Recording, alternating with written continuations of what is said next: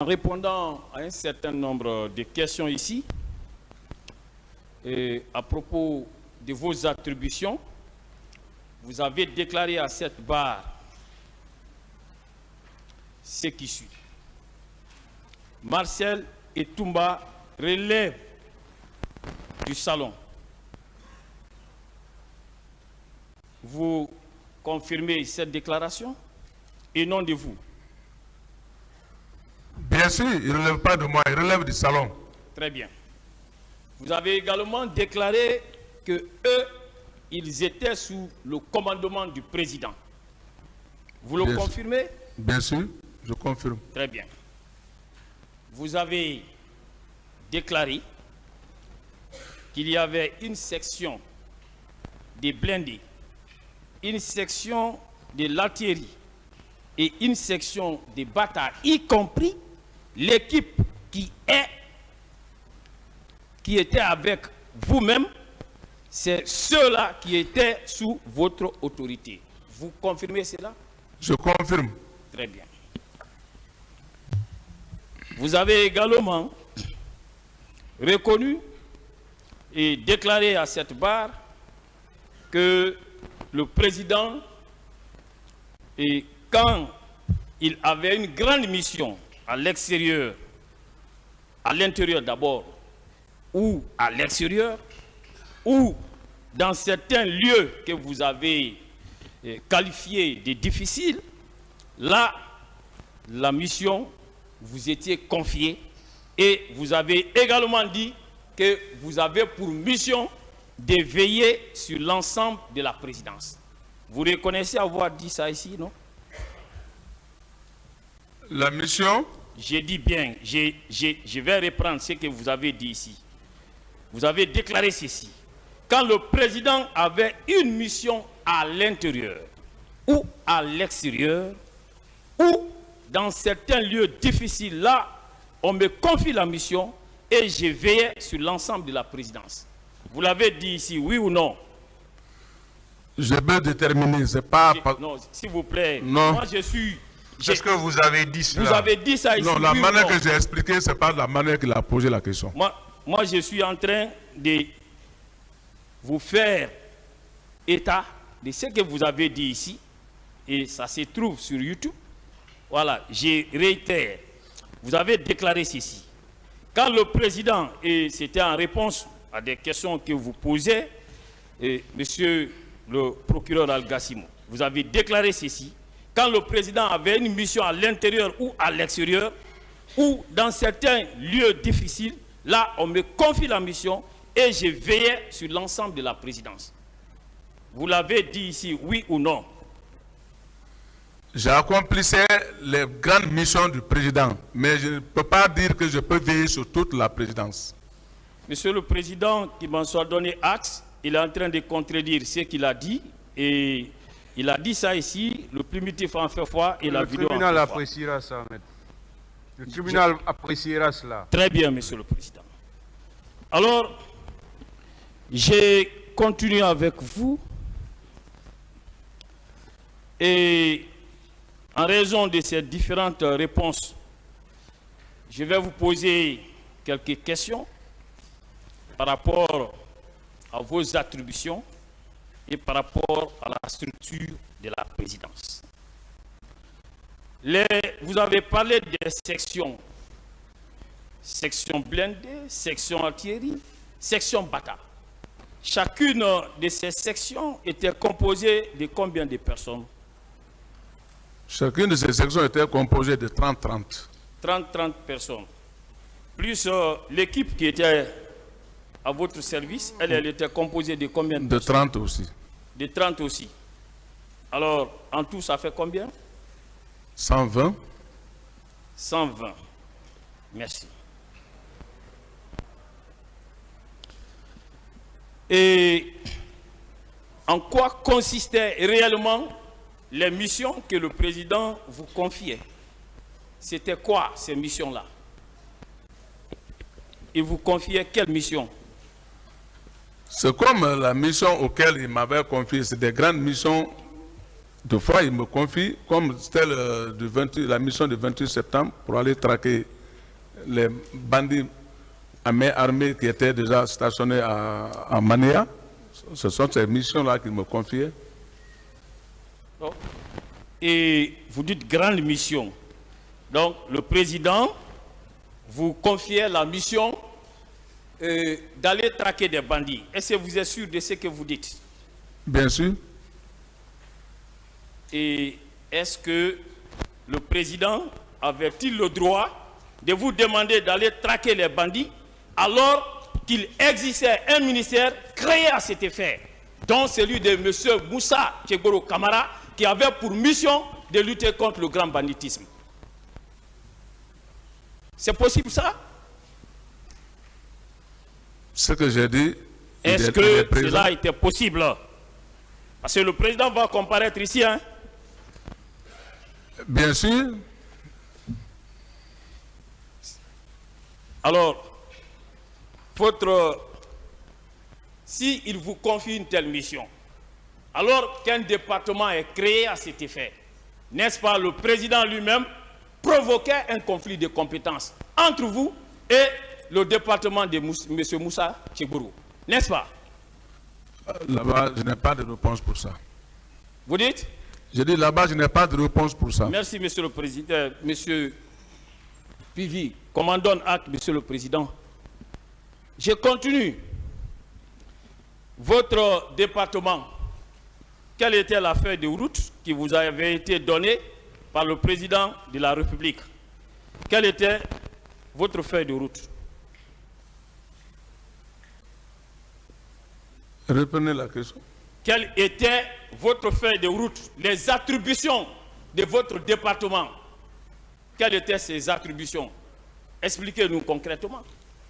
Oui, mais comme je l'ai bien dit, j'ai dit que ça c'était à la veille du départ pour l'abbé qu'il m'avait instruit cela. Il dit que bon... Non, pas cela. Il veut connaître... Ça, ce n'est pas votre mission, hein? S'il vous plaît, voilà. Merci. Vous étiez ministre chargé de la sécurité présidentielle. Il veut connaître les attributions, vos pouvoirs, vos prérogatives en tant que ministre chargé de la sécurité présidentielle. C'est ça la question. Mais... Oui, c'est ça, Monsieur le Président. Allez-y. Bon, mes attributions, supposons, je veille sur le président. Veiller sur le président. Oui. Quelle est d'abord veiller sur le président?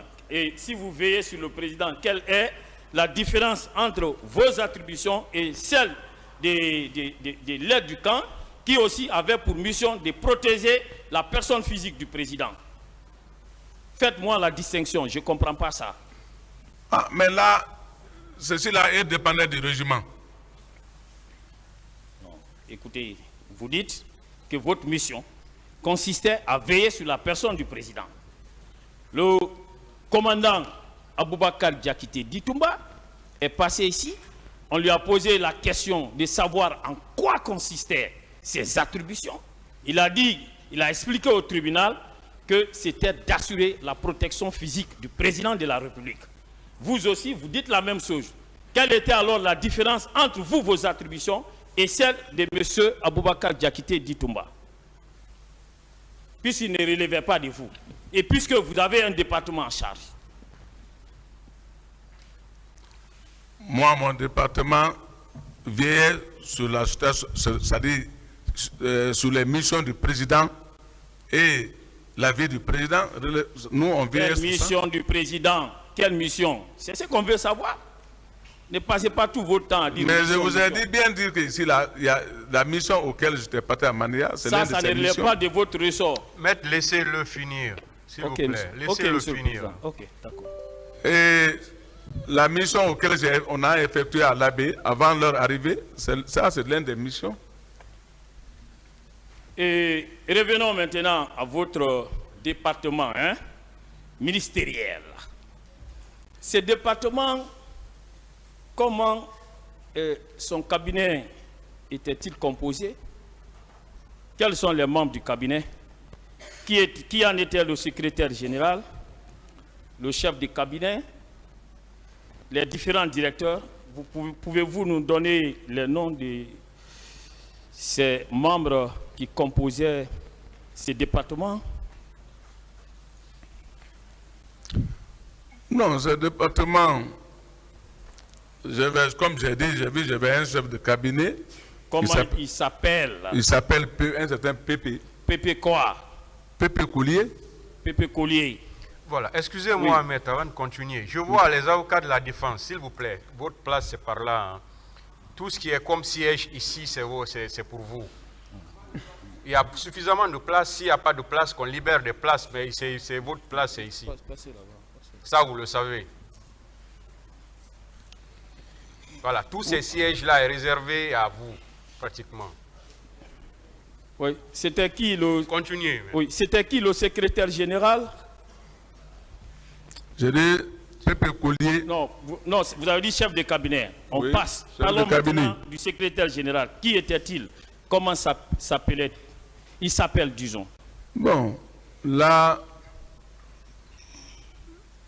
je ne retiens pas tellement son nom. Quelles étaient les directions nationales qui composaient ces cabinets? Les directions nationales.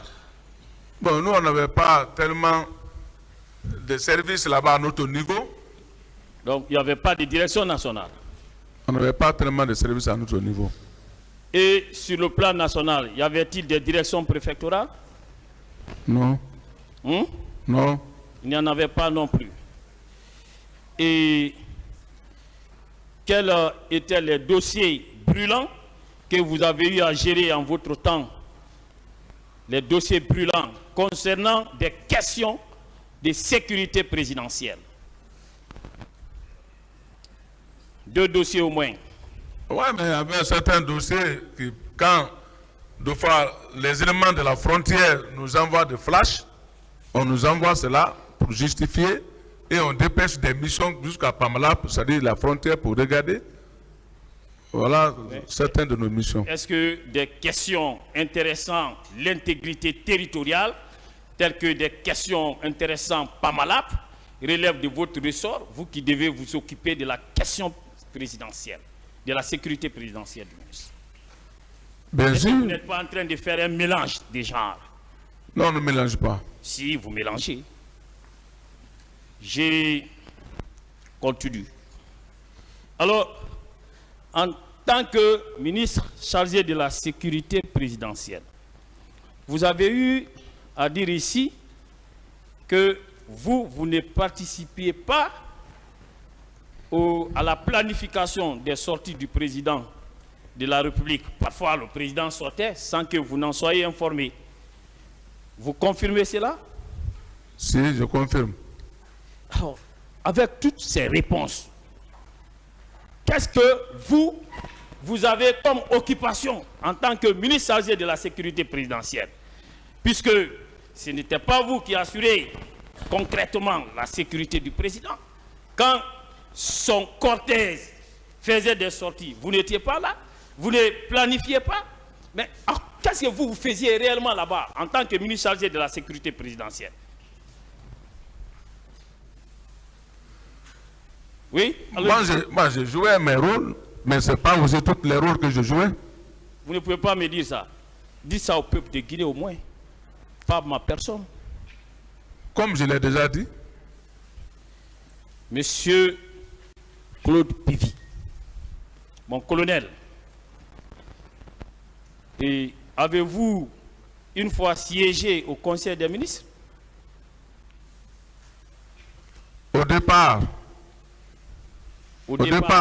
du pouvoir, on siégeait au Conseil des ministres. Vous avez siégé, c'était autour de quel dossier par exemple?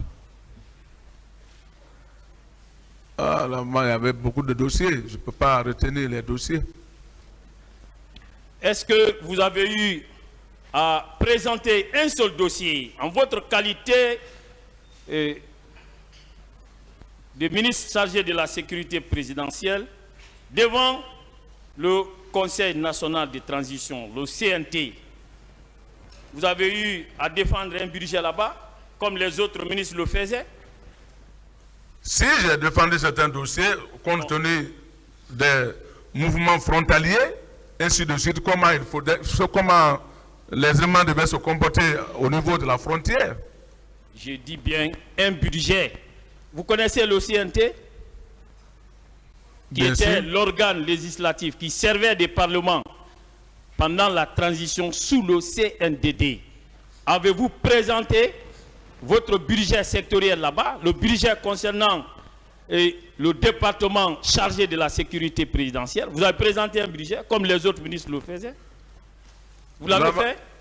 Vous allez m'excuser, là-bas, on va revenir au 28 septembre, parce que là-bas... Est-ce que vous avez présenté un budget là-bas? C'est aussi simple que ça. Moi, je n'ai jamais présenté un budget. Très bien.